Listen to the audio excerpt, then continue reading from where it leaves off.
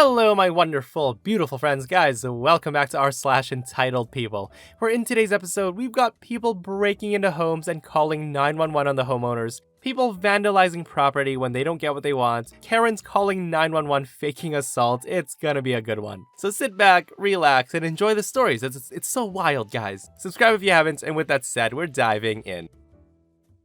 Okay, so at the time this happened, my friend was raising her child by herself in a suburb in Texas. The area they lived in wasn't particularly safe, with wild beasties of both human and animal kinds, so my friend armed herself with a small pistol and took some gun safety classes to protect her small family. The years go by, and the child is now 5, and there was a series of break-ins in the neighborhood, so my friend hired a security company to install security cameras. One day, while reviewing the footage, my friend noticed a strange man lurking around the house. He seemed to wander around a bit and then wandered away, so my friend shrugged and carried on with her day. Nothing to worry about, right? Well, it turns out she was wrong. A few days later, my friend was working in her home office, and she saw the same guy walking down her driveway. He then opened the gate and entered her backyard. My friend realized that her kitchen door was left unlocked and her son was playing in the living room.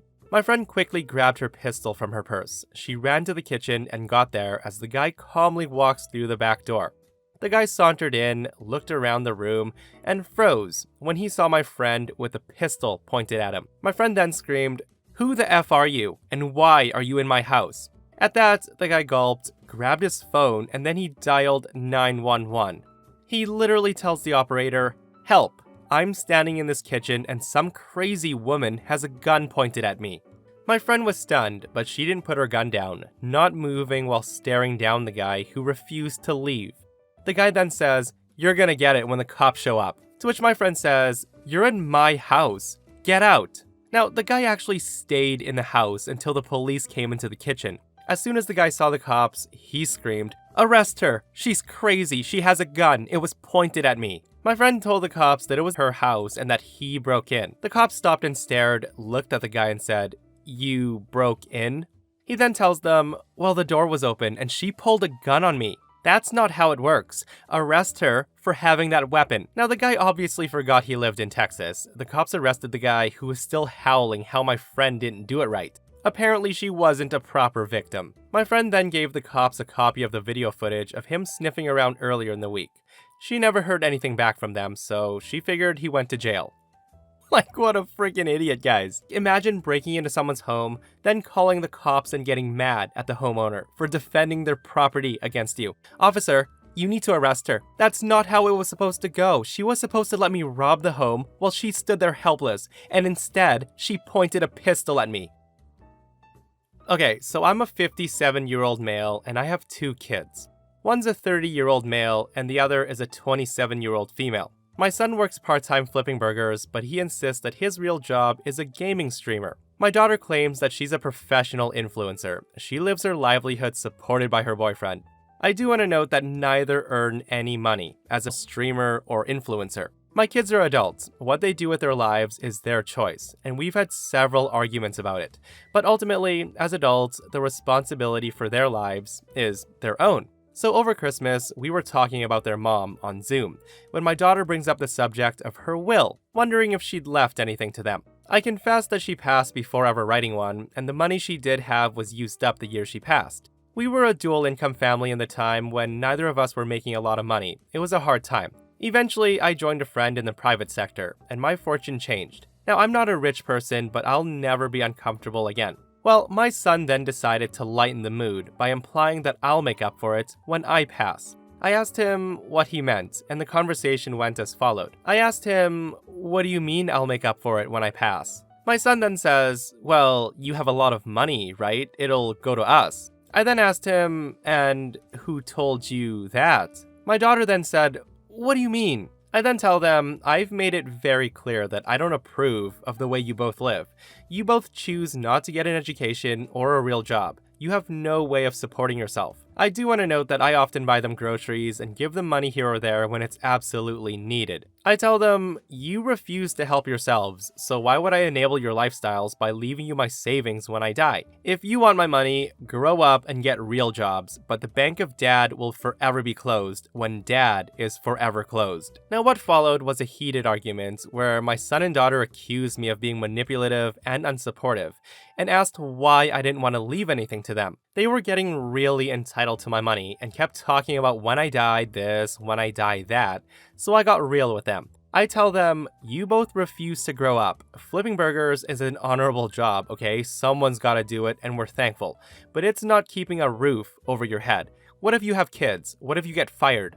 And Allison, what are you gonna do if your boyfriend breaks up with you because all you do is sit on your ass all day and take photos of yourself? If you wanna do that, find a modeling agency. A real job. You both speak of chasing your dreams, but neither one of you are in any position to do that because neither one of you wants to take responsibility for yourselves right now. I've said it a million times, you're adults. What you do with your life is your choice and your responsibility, but dreams take money and neither of you have that. Grow up, get a job, a real job, and then chase your dreams. Because I'm not going to leave a penny to either of you if your life plan is to get by until I die, and then coast the rest of your lives off the earnings of my hard work. My son ended the call after a prolonged silence, and my daughter called me an a-hole, then did the same.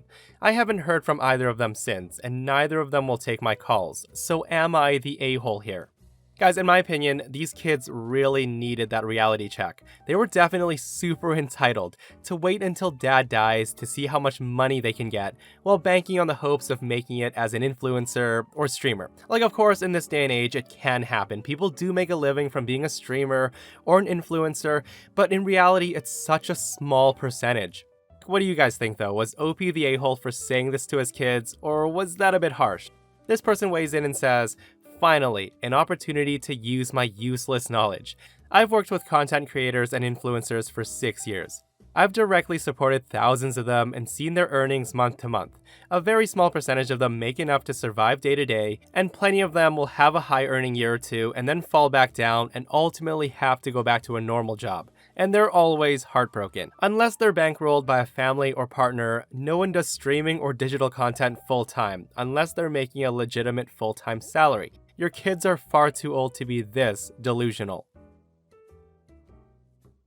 So a little background. I work in a swimming pool part-time on a weekend, on top of a full-time job. I enjoy the change in work environments and the benefits that come with it. The pool has a sauna, steam room, and a spa as well, and the sauna is where it all started. So this older gentleman, probably in his 50s, early 60s, had started to rock up and use the sauna. Now typically, there's no problem with this, but the guy likes to lie down and have a nap in the sauna, and then he'll ignore staff members who check up on him to make sure he's okay. He'll also tell others to leave if they're too loud in the sauna so he can nap. The guy's been told multiple times that he's not to lie down and have a nap, or ignore lifeguards when they ask him to give a sign that he's okay.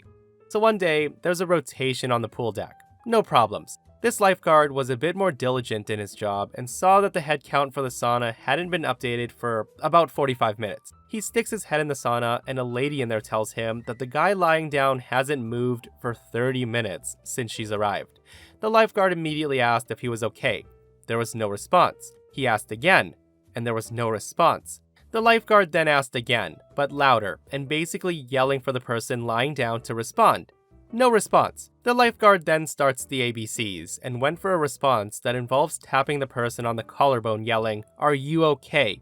after radioing that we have a possible major. Well, this old man was not happy in the slightest that this lifeguard had 1. Woken him up from his nap, and 2. Had viciously assaulted him. The guy went off his nutter and had a massive argument with the manager about what the lifeguard did and demanded the lifeguard be fired for assaulting him in the sauna. Now the manager told him that wasn't gonna happen, so the old man stormed off to the change rooms. He came out about 15 minutes later, dressed, and told staff not to talk to him. After 20 minutes of waiting, the cops show up because they get a report that a person was assaulted in the sauna. The cops didn't even get to finish their sentence before he interrupts, yelling that he was the one who was assaulted in the sauna. And it was that lifeguard out there who did it, and I demand you arrest him for assault, because management here won't do anything about it. One of the officers stayed and spoke to the manager and the man, who went from yelling to sobbing how he was viciously assaulted in the sauna, while the other officer went to speak with the lifeguard, who explained what he did. So the cops left the facility and told the old man that they weren't arresting the lifeguard or taking details because he was doing his job. The man promptly threw a massive tantrum as the cops left, and he ended up throwing a bin on the ground before storming out in tears. About 4 weeks later, a journalist from the local newspaper calls the facility because they have a story about the place, and they were wanting to get a comment about it. The journalist said that this older man was assaulted in the sauna by a lifeguard, and that the facility has done nothing about it, and the man has been left bedridden for 1 week. They asked us to comment about how he ended up in the hospital with breathing difficulties, and how he was covered in bruises, and that he also has a possible hairline fracture on his collarbone from the assault, and he was really upset about it. Management told the journalist what happened, and we sent her an incident report form about the incident, along with a few others showing that the man has been told before not to sleep in the sauna, and not to abuse the staff who check up on him, and if they put out a defamatory story, then their lawyers would be involved. Thankfully, the story ended there. Now on to me. So I was working over the weekend, and the man comes in with some papers that he showed me that he got from lawyers. He then told me that he was suing the lifeguard who assaulted him in the facility for damages. He then demanded that I hand over the full name, address, phone number, and the date of birth of the lifeguard. I told him that I was unable to do that, and that any legal action taken against a member of staff has to go through the council's legal team. So this is a rough transcript of what he told me. He says, "Are you finished?" I say, "Yes." He says, "Good. Now do your job and give me what I've asked from you." I tell him that I'm not able to give him the information that he wants, and he says, "Are you incapable of doing your job? Do I have to get you fired?" I tell him, "No sir, I'm not." "Then do your job and give me the details of the man who assaulted me." I told him, "Sir, I'm not allowed to give any personal details of..." He then interrupts and says, "This is for legal purposes. You are required to hand over the information of that lifeguard to me." To which I say, "Sir, don't yell, and no, I'm bound by contract not to give out any personal details of the staff here. Any legal action goes through the council's legal team." The man then says that he's not suing the council and that he's suing the lifeguard who assaulted him. And if I don't hand over the information, I'll be charged and thrown into prison for obstructing the course of justice. He then demands to have my name right then and there, and I tell him no. He then says, "You are bound by law, I might add, to hand over the details of that man because it's for legal purposes." By this time, management had heard the yelling and they'd come down. Amazingly enough, a member of the council's legal team was there who tried to have a talk with the man, but he refused because, quote, "I'm not suing the council, I'm suing that lifeguard." The man left yelling at customers about how the facility is defending a man who assaulted him in the sauna and left him hospitalized. As he left, he yelled that he's going to go on social media to have this place shut down, and that he's recorded the entire incident on a hidden camera. To date, it's been 3 weeks since this incident. Nothing has appeared on social media. In short, an entitled customer ignored the sauna rules, claimed a lifeguard assaulted him when they were doing their job. He then calls the cops, tried to do a hit piece of journalism, and yelled at me for not handing over personal details of the lifeguard. Some people. Holy crap, holy guys. This man is definitely cuckoo. Like, talk about making a mountain out of a molehill, right? And I still can't believe it went from a polite tap on the collarbone to "I've been hospitalized for a week bedridden, and now I'm suing you." Ridiculous, right?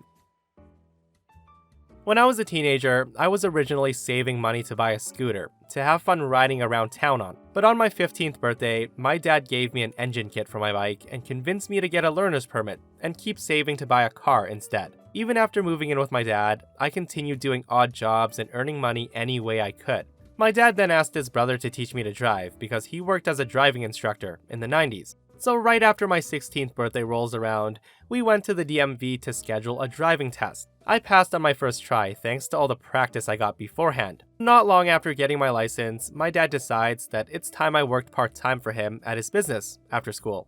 Before I knew it, I doubled my savings. While I had chosen to live with my father and my sister didn't, my dad still had a room prepared for my sister when she came to visit. For the first few months or so, my sister didn't bother to come visit, but my dad eventually convinced her to come one day on a Saturday. Dad always picked her up, so I wouldn't have to see Mom. Thankfully, she didn't want to see me either.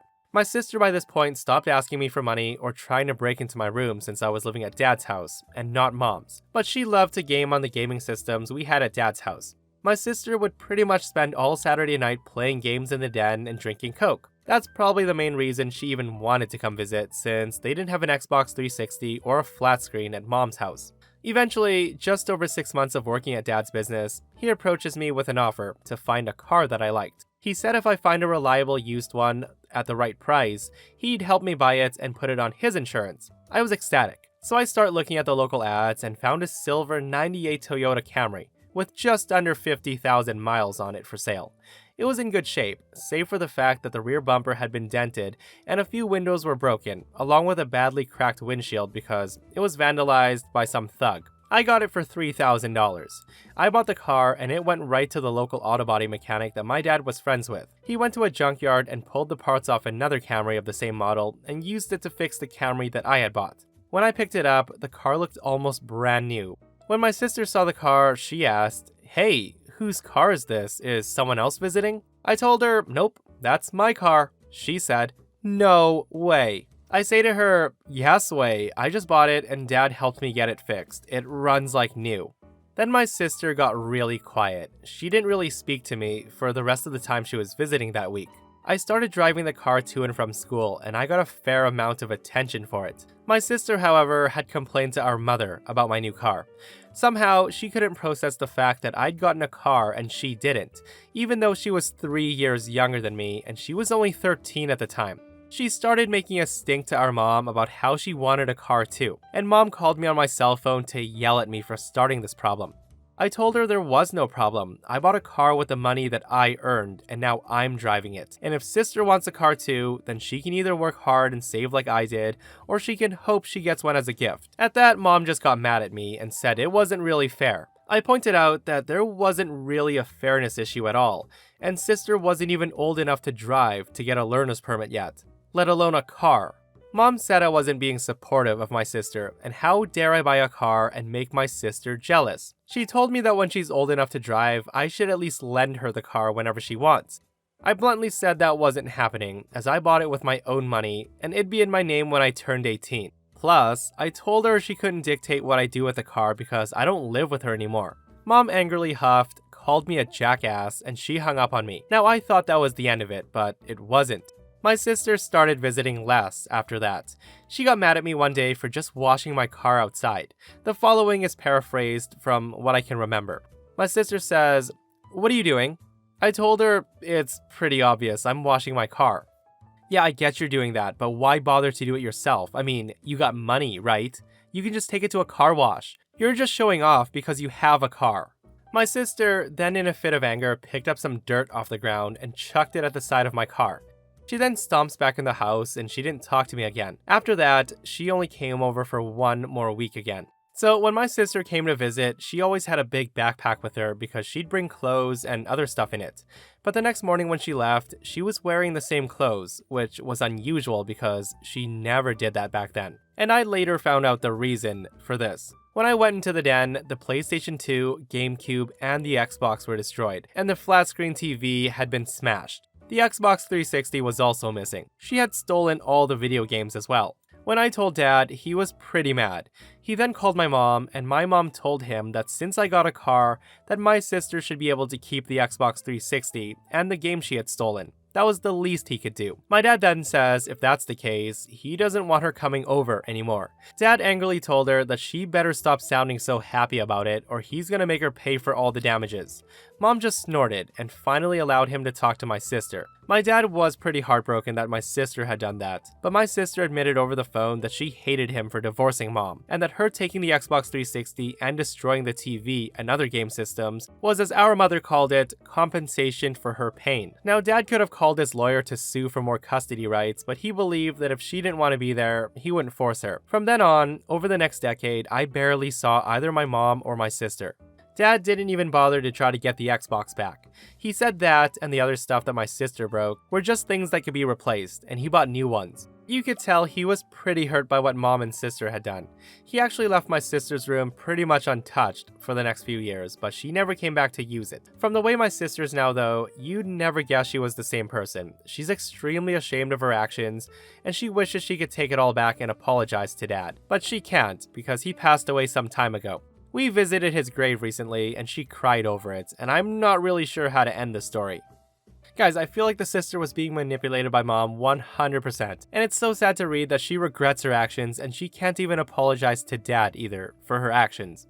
And that, my friends, brings us to another end of our slash entitled people. Guys, I hope you enjoyed these stories today. If you did, hit that thumbs up, and if you missed the last episode on the channel, a community gets together to sue one person, and it backfires hard. Check it out if you haven't, and myself and Stevie Boy will see you guys in the next one. We love you.